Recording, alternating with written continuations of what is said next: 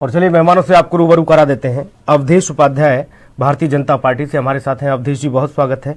राघवेंद्र दुबे हैं समाजवादी पार्टी से। राघवेंद्र जी आपका बहुत स्वागत है। निरंजन पोद्दार जी हैं वरिष्ठ पत्रकार विशेष टिप्पणी के लिए। निरंजन जी आपका भी बहुत स्वागत है। चर्चा की शुरुआत ठीक। निरंजन पोद्दार जी, शौचालय हो, मनरेगा हो, जो भी योजना जो धरातल पर पहुंच रही है आपको कि सरकार में लगातार भ्रष्टाचार। जी राघवेंद्र जी आपकी बात आ गई। जो भी योजना सरकार की धरातल पर पहुंच रही है और ये कहा जा रहा है कि ये बिल्कुल ट्रांसपेरेंट तरीके से चीजें हो रही हैं, ऐसे ऐसे नए नए रास्ते इजाद कर लिए जा रहे हैं। बोलो लोग कहां तक जांच पड़ताल करोगे? कुछ के निजी खाते में जा रहा है पैसा, कुछ के बेटे के में जा रहा है, कोई पत्नी के में डलवा रहा है, कोई कुछ। अब कब तक कोई मामला उठा दिया किसी ने तो संज्ञान में आ गया, नहीं तो वहां से तो राशि जा ही रही है एक बटन से, एक क्लिक से सबके खाते में। और वो खातेदारक कौन है ये भी समझ लो। निरंजन जी देखिए सुनील जी, ऐसा है, निश्चित रूप से मैं हर बार जब भी ये प्रसंग आप लेके आते हैं इस तरीके का, तो मैं हर बार एक बात कहता हूं कि ये जो आकंठ भ्रष्टाचार के अंदर डूबी हुई सरकारी जो मशीनरी है, यही हमारे देश की और हमारे समाज की मूल समस्या है। लेकिन इसके अंदर सुनील जी आपको कुछ चीजें और देखनी पड़ेंगी, और वो ये चीजें हैं कि जो शासन और प्रशासन, तो जिस तरीके से शासन के ऊपर तो अब आप ये मान के चलिए कि भाई हमें बहुत कम ऐसी चीजें देखने को मिल रही है कि भाई शासन संरक्षित ऐसा कोई सिंडिकेट चल रहा है। पूर्व में तो आपको ये भी चीजें दिखाई देती थी कि भाई शासन संरक्षित सिंडिकेट चलते थे और जिसके अंदर ऊपर से नीचे तक का पूरा तंत्र काम करता था। आज हम ये मान के गंगोत्री कहीं ना कहीं कुछ ना कुछ सुधार स्थितियों के अंदर है, लेकिन जो मशीनरी है, मशीनरी का अभी सुधार बहुत अवसंभावी है, बहुत जरूरी है।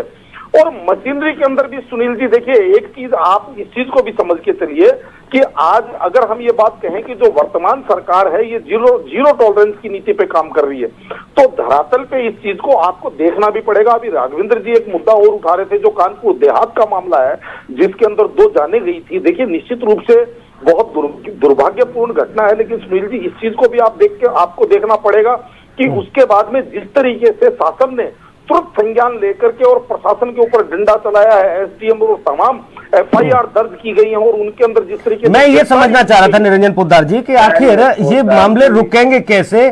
कौन सी ऐसी नई डिवाइस इजाद करनी होगी ताकि ये पकड़ में आया जा सके कि वाकई में चीजें हितग्राही तक पहुंच रही हैं? मामला तो जा रहा है, शासन से पैसा तो आ रहा है, सब कुछ है, बंदरवाट भी हो रही है, लेकिन वास्तविकता बिल्कुल उलट है। देखिए सुनील जी, इसके लिए मेरे हिसाब से 3 स्तर पे जरूरी है जो काम करना है।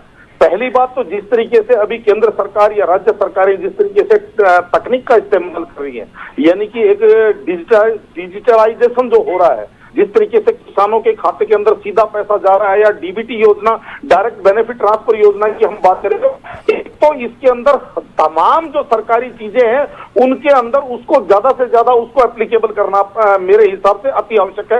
और दूसरी बात देखिए, मैं आपको पहले भी कह रहा हूं कि चाहे सरकार ईमानदार हो, सरकार के जो मुखिया हैं वो ईमानदार हो, लेकिन सरकारी मशीनरी ईमानदार हो, इसके लिए आपको एक पूरा मॉनिटरिंग सिस्टम आपको ऐसा बनाना पड़ेगा, और आपको उसको मॉनिटरिंग सिस्टम को प्रॉपर एक चैनलाइज सिस्टम से करना पड़ेगा कि अगर कोई व्यक्ति किसी भी आदमी, चीजें आज भी है सुनील जी, लेकिन वो प्रॉपर वर्किंग नहीं है, मुख्यमंत्री पोर्टल है, सारी चीजें हैं, लेकिन उनके ऊपर जो एक्चुअल जो उनके ऊपर जो संज्ञान लेना चाहिए या उनके ऊपर जो कार्रवाई होनी चाहिए, उसके अंदर कहीं ना कहीं जिसको कहते हैं बेटे को पापा बचाते हैं, पापा को वो दादा बचाते हैं, ठीक है निरंजन जी, जो संरक्षण जो मिला हुआ है एक व्यवस्था ऐसी भी हो जानी चाहिए।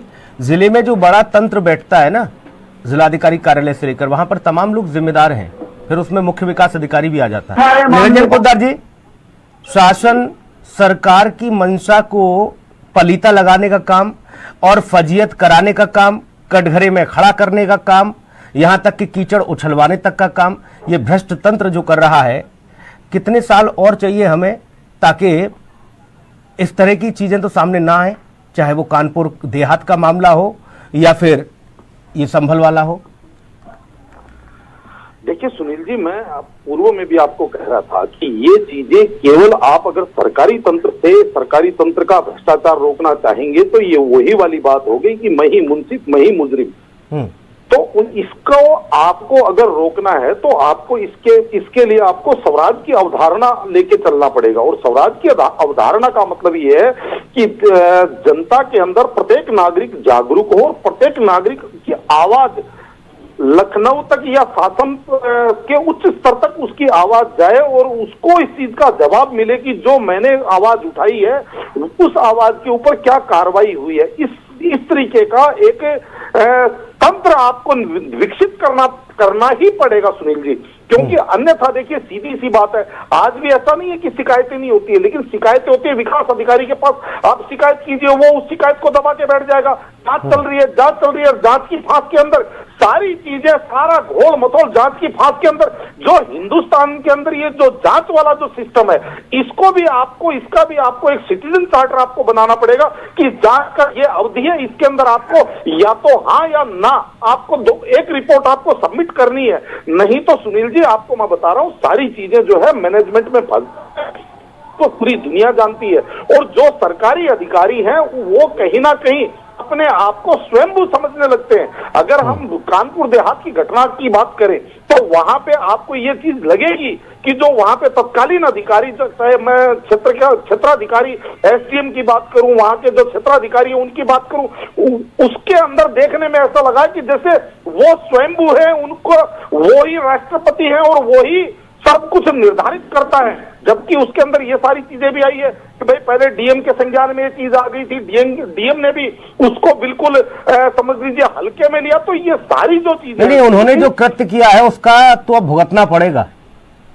नहीं भुगतना, और इसके लिए जिम्मेदारी सिर्फ उस तंत्र की ही नहीं, ये अधिकारियों के मंसूबे इतने कैसे बढ़ गए या अधिकारी अपने आप को कैसे स्वयंभू समझने लगे, इसके लिए भी सरकार पर सवाल उठेगा, सरकार के इकबाल पर सवाल उठेगा। कैसे निरंजन जी?